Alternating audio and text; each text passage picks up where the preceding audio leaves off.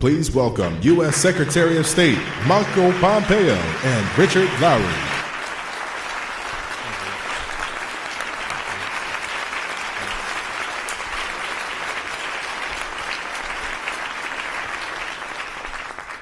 Mike Pompeo, ladies and gentlemen.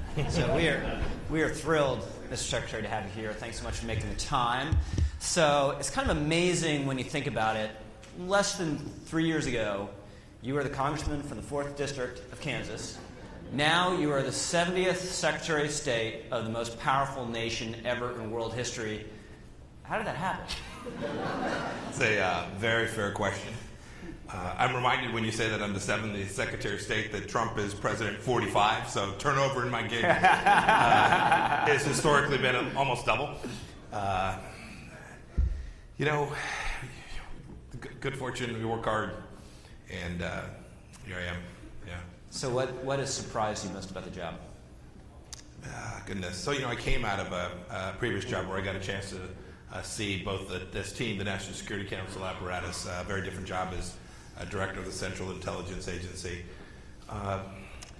The enormous scope of the State Department, right? With 90,000 people across 190 facilities across the world. So the leadership management job, wholly apart from the job that you see climbing in and out of airplanes, the leadership management job occupies an awful lot of my time, making sure we keep our officers safe and that every one of them is delivering against President Trump's agenda. Something I love.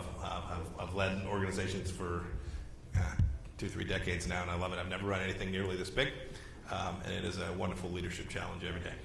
So we don't have to spend a lot of time with this because it was complete nonsense, obviously, but for 2 years the president has been accused of being part of a treacherous plot with the Russian government, and this must have been exceedingly frustrating to you on the front lines of policy that was much tougher than the previous administration with regard to Russia in several really important respects, whether it was providing lethal arms finally to the Ukrainian government or pulling out of the INF treaty. What were you thinking during those 2 years, and what do you think of this outcome? So you don't have to speculate on what I thought about this. I've testified in front of the United States Senate a handful of times where the allegations were somehow that we didn't understand the threat that Russia posed to the United States as someone who was a soldier in the Cold War who served along the East German border in an M1 tank. I mean, the accusations were silly on their face, and I watched President Trump take this threat very seriously as well. And then if you looked at any of our actions, right, the fact that we're exporting energy is not something Vladimir Putin's excited about. The fact that we now have a budget of over $700 billion a year for the Department of Defense cannot possibly be in Russia's best interest. I think the policies that we've delivered, while there's still work to do to deter Vladimir Putin, I think are some of the toughest since President Reagan. So is there a working definition of the Trump doctrine, and what is it? Yeah, I like to think about it this way. It's about making sure that every place we go we're honest and candid, and we're prepared to reevaluate positions that have been taken before, positions taken by previous administration or administrations before that as well, and you can see it in our actions. It's principled, it's realistic. We don't gild the lily. I was in Beirut this past week and stayed next to the foreign minister of Lebanon and called out Hezbollah, an organization that now has infiltrated Lebanon in a way that is horrible for the Lebanese people. You got to go back decades when the last Secretary of State was prepared to do that. It wasn't popular. We big security team around me, so I was very confident. But it's those kind of things. They're willing to reevaluate core institutions. Next week, I know we'll talk about this. Next week, we'll have all my foreign minister counterparts from NATO in town for the 70th anniversary of NATO. It is worthy to go reevaluate whether the first principles of NATO, right, the founding doctrine, if that charter is being adhered to, if the roles are right, if we've got it structured for 2019 and beyond. And we've done that, whether it was the UN Human Rights Council or the International Criminal Court. These are institutions that we need to stare at. We've been accused of not liking multilateral organizations. That's just not true. It's just fundamentally untrue. We don't like multilateral institutions that are failing, that are taking American dollars and not delivering against the stated objectives. And so where they're working, we're happy to reinforce and be a big participant. And where they're not, we're happy to dig in and try and make them better. So you mentioned Lebanon.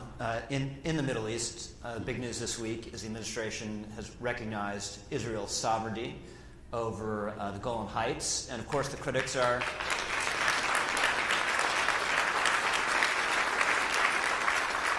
I got that at about 3/4, Yeah. 1/4. But the critics are freaking out, something you're probably used to. And one line I have is that this will somehow empower authoritarian regimes to go grab foreign territory and annex and hold it forever. This is a long-time shibboleth. And we've now busted down a handful of those things where people thought an American action would lead to a particular reaction. You need only look on the ground at what happened here. Many countries have said they're not going to join us, but almost no one said that what we did wasn't right. It didn't recognize the set of facts on the ground that were important. This was land taken in a defensive engagement where Israel itself, I spoke the other night about the Valley of Tears, the Battle of Valley of Tears, where Israel saved its own nation, and it needed this high ground to do it.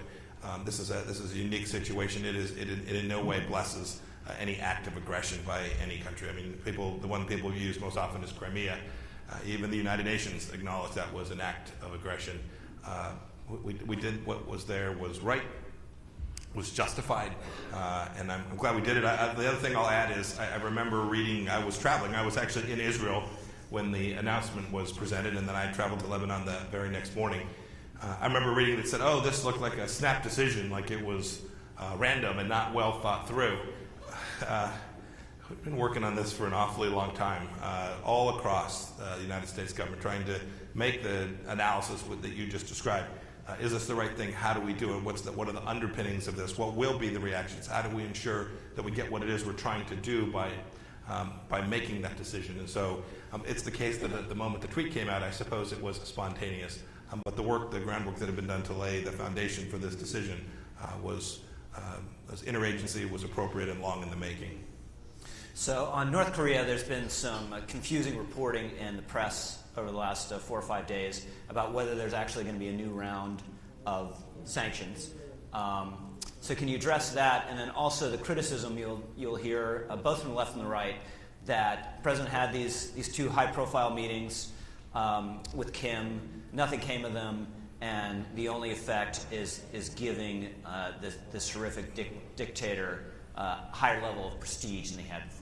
I've never heard that, Rich.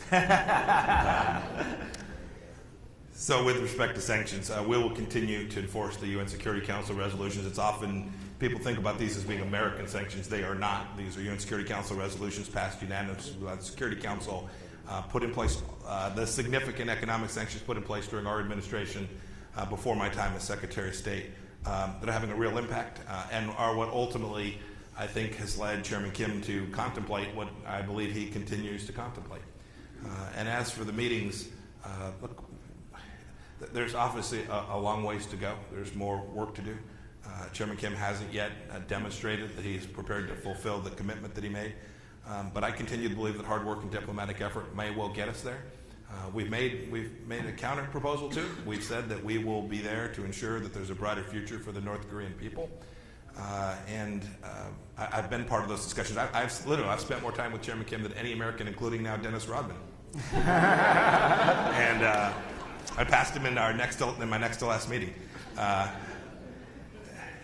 So that's a segue to my... Just one last thought. And so, yes, this is going to take some time. And yes, this will be filled with uncertainty, and there'll be bumps in the road.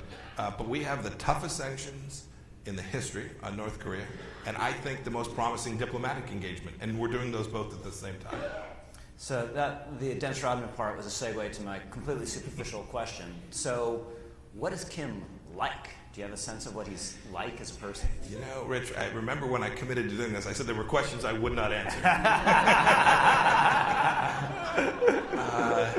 I'll give you just 3 thoughts, though. From the first time I met him, he was in complete command of the file. He knows exactly the risks, the opportunities. He knows his system. He knows the history of these negotiations. I remember I was a CI director when I met him the first time. I remember having spent, oh my goodness, hours and hours making sure that I understood the history. I knew the data set, I knew the national security situation on the ground, but wanted to make sure I understood the diplomatic history of what had taken place and why we had failed before, why collectively we had failed to get where we wanted to be. He knew it as well as I did when I showed up. He also knows that he's young and wants to make sure that North Korea has a future. And so when he engages with you, he does so in a way that reflects the nature of a long trajectory for North Korea. And that is, he knows in his early 30s that he's got to run this country for some time, and he's thoughtful about how he's approaching this. Whether that gets us there the next time our two leaders meet, and I hope there will be a next time before too long. Chairman Kim has made these promises. He's made these set of promises to me personally. He's made them to the president on a number of occasions. Ultimately, the proof will be whether we can convince him that it's the right strategic direction for him and for his country.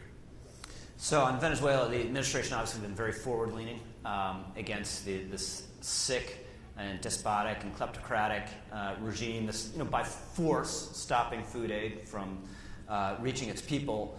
So what do we do? What options do we have if Maduro just doesn't go and just sits there for the duration?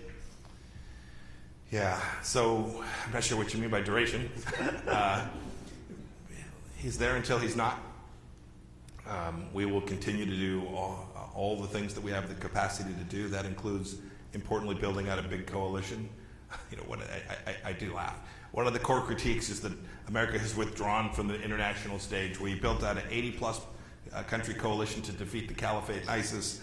We got everyone to vote for UN Security Council resolutions. We've got 50-plus countries that have recognized Juan Guaido and the Lima Group and the OAS all on board. Never possible in the previous administration. We've got the Gulf states and Israel sharing our view of the threat from the Islamic Republic of Iran. This is a bit of a segue, but it is important because it is absolutely powerful where America's values are at stake, and we are working on an American project to make sure that we have partners around the world to work on them alongside us. That's certainly the case in Venezuela, and so we're working closely with our partners.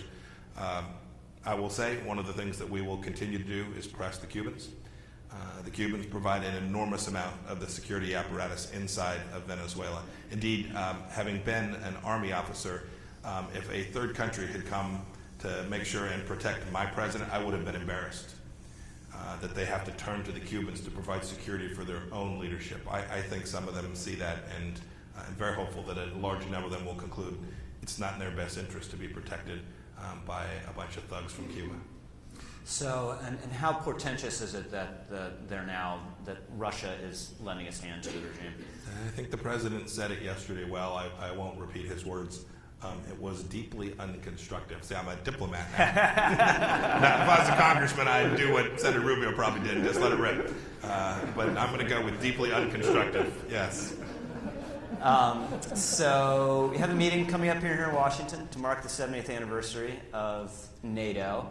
And when you're talking about the Trump doctrine, you're talking about sort of re-examining old ways of thinking and old institutions. And you have a number of people now on the right, populist right, who really question the utility of this alliance and whether we are getting anything out of it anymore that makes the cost to us worthwhile. How, in your view, in the administration's view, should people think about NATO?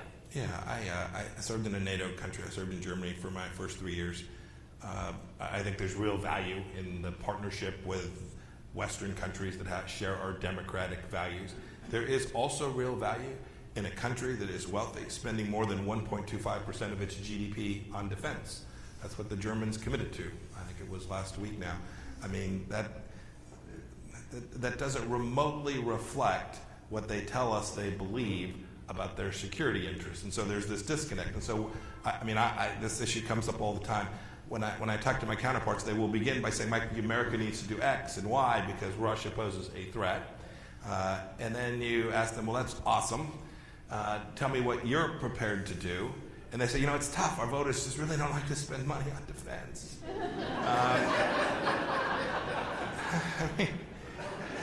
Our folks in America are crazy about it.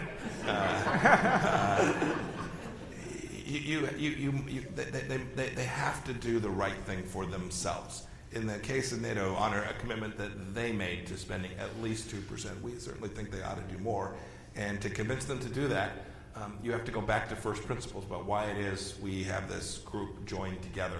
And I'll talk about, Secretary General will talk about that too. He's going to address a joint session in Congress next week. I haven't seen his remarks, but I've talked to him about things I think he ought to say, and I'm confident he will make that point as well.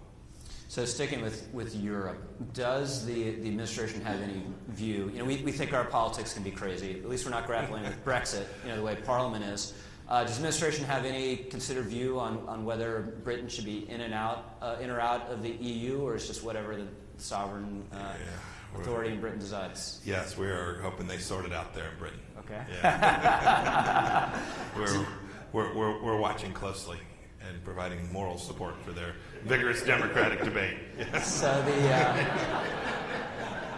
kind of the conventional view of American administrations has been that the EU is a good thing, and we should be supportive of the EU. What does this administration do? Questions like that, I think, miss the point. The EU intrinsically, right? The United Nations intrinsically doesn't have a moral dimension to the entity. It's when the entity has power and does the right thing and is prepared to engage in important ways. Yes, the structure matters. Those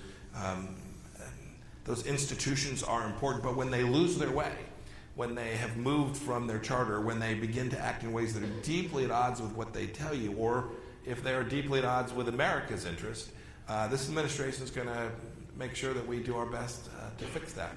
And so, it's the same. You say, is a country X a good or bad country? Mm-hmm. It's about the people, and it's about the people's expectations for their own nation, what they direct their own sovereign to do, and how that impacts us here in the United States. That's the focus I've tried to have my team on. When we engage, we have big teams that engage with multilateral institutions all around. We have an ambassador to the EU. The mission set is to make sure that the European Union understands the things that matter to us, mm-hmm. and then we work alongside them to make sure that we come to understandings that benefit each of our two populations. So back to the Middle East, the caliphate has now been eliminated, a tremendous accomplishment.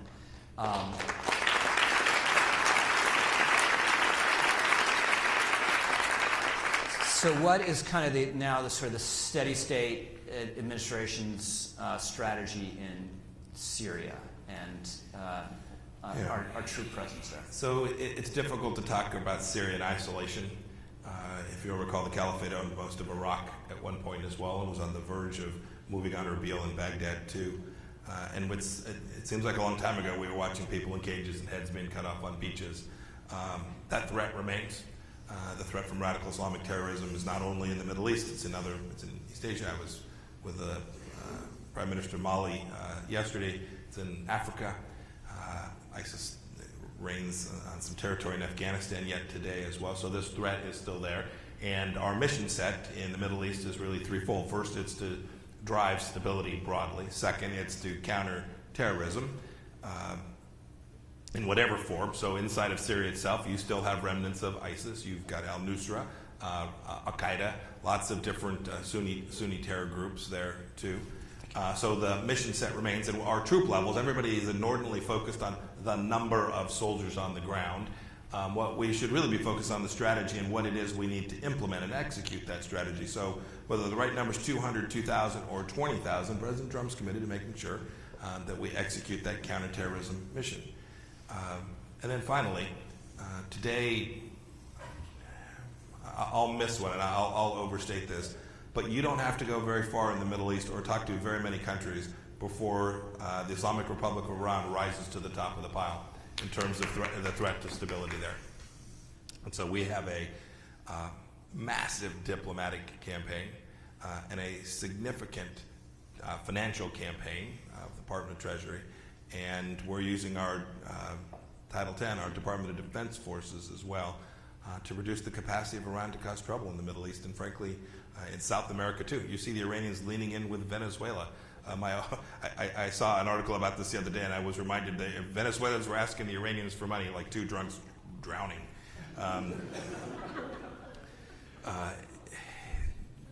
This is a serious challenge. They are underwriting Hezbollah in Lebanon and Syria. They're underwriting the Houthis in Yemen. They're underwriting Shia militias in Iraq. They're underwriting lots of malfeasance inside of Syria. We have a campaign to change the nature of what Iran is doing. So speaking of Yemen, we've had some disgruntlement in the United States Senate, as I'm sure you're aware, over the war in Yemen. You have the critics making the case that the Saudis are prosecuting this in an immoral or even barbarous way, and we should completely wash our hands of it. Why are they wrong? Yeah, well, factually they're wrong. Factually, frankly, the American role there has reduced civilian casualties there inordinately. I think it's declassified. I can show you the statistics since America has begun to assist the Saudis in their campaign. The ratio of civilian casualties to effectiveness has decreased dramatically, and that's important. And so it's been a good thing that we've helped them.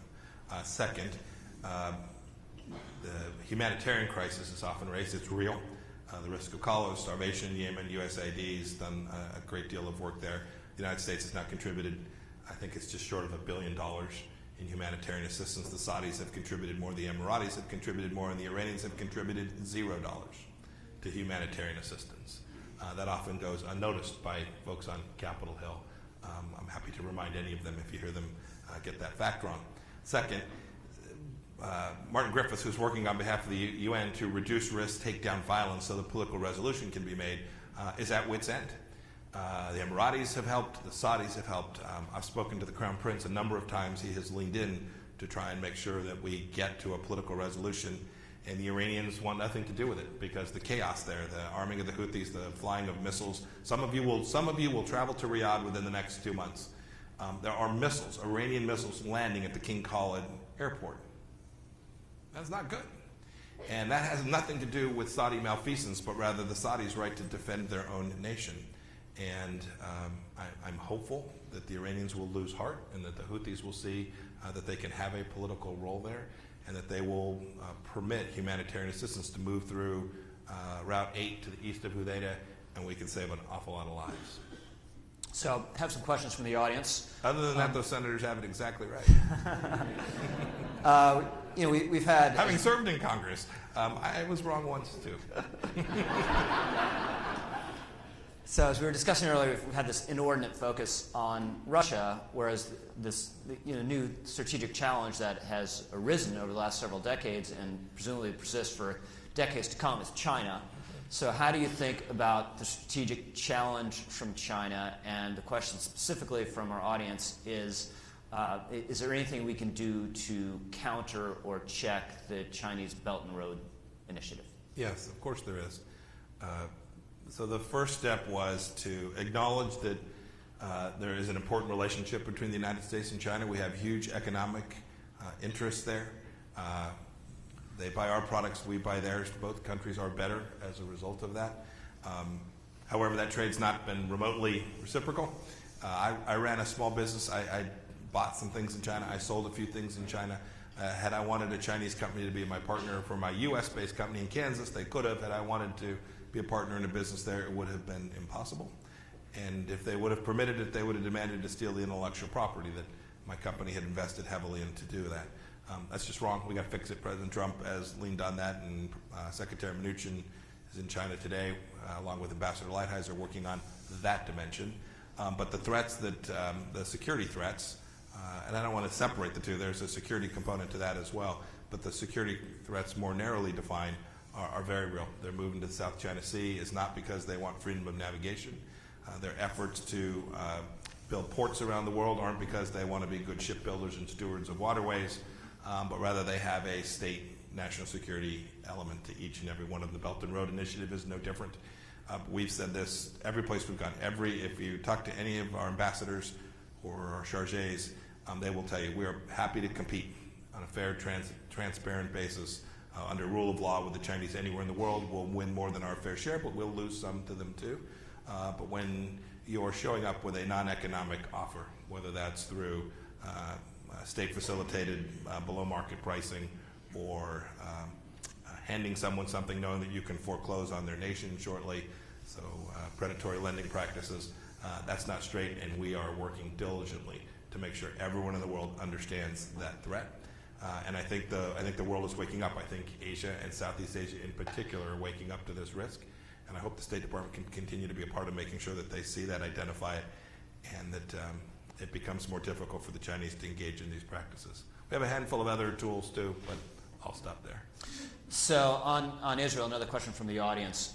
In this country, for decades, you've had a strong bipartisan consensus in favor of Israel and our relationship with it that now really seems to be fraying on the left. What do you make of the increasing anti-Israel sentiment on the left, and is there any way to counter it? That's a little out of my lane, other than to say it is unfortunate.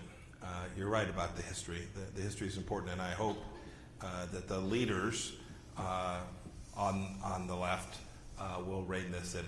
And I hope the world, frankly, will rein in anti-Semitism more broadly. It ought not be partisan. I said this the other night, and there have been those take a shot or two at me, but the Labour Party in Britain has lost to anti-Semitism. That's unfortunate. Anti-Semitism is rising in France. This is not good news. Anti-Semitism can come from either direction, from either pole, either political place, or it can be agnostic with respect to where it comes from politically. Anti-Semitism is itself wrong, and I hope all of us will call it out every place we see it and push back against us.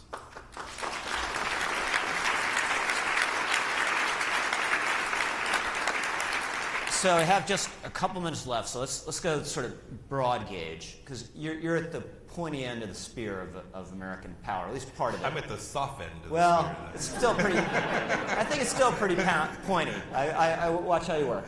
So what do you make of, there's this pervasive sense, again, you can get it on both the right and the left, that this country is in decline. It's not as powerful as it's been before. It's not as influential in global affairs as it has been before. What do you make of that declinist sentiment, being someone who, whether you're pointy or soft, who's out there at the front lines every single day? Yeah, it is evil to talk about America in decline. And what do I mean by that? It's fundamentally false. So that's different from being evil. But when it's said most often, when I saw something, and I shouldn't repeat it because I haven't verified it. Oh, come on, please but a former senior official saying America was never great. It so fundamentally underlines the nature of the greatest nation in the history of civilization. And so when people talk about that, I always think there's intent behind it. That it's not about, because you simply stare at the good which America has done around the world. And I say this when I travel to the Middle East, we've been a force for good. I know it's true in Europe. It's undeniable. If you go to Asia, we are there trying to make the lives of the people of Asia better. And so when I see someone who can't observe that, when I see that you can't see that in a way that you would say, no, America's in decline, we've lost influence, we've lost power, America's not a force for good, I always think there's intent behind it. And intent in what? Intent in the sense wishfulness, of either wishfulness or an agenda that's trying to change the shape, the fundamental principles that our founders laid out, and that's really bad. And it has the capacity, if it becomes the narrative, which I think some of them intend, has the capacity to actually be self-fulfilling, and that can't be the case. The world can't survive an America that's not great and successful and on the world stage. So, related question, what do you say to, and this comes from the left mostly, that American, as a beacon of ideals or idealism, has somehow been dimmed in the last several years, and we're less influential because of that? I just don't see it. Every place I go, I'm the Secretary of State of the United States of America. People want to see me. Damn it. I actually meant it. I can hear it. It was implied. You couldn't say it because you're a diplomat. I meant it just the opposite of that, actually. It's not Mike Pompeo. It's the American Secretary of State who's traveling there, and they want our ear. They want our mind share. They want our capacity to deliver outcomes. And it's not just that we've got a big military. It's that we have an enormously big heart and a fundamental set of principles in our nation that that keep us straight through administrations that have views as widely different as this one from the predecessor administration. America has always remained a beacon who's out on the stage, and we should never, no administration should ever walk away from that, and no senior leader should ever talk about anything other than the fact that while we are imperfect, this is an amazing country.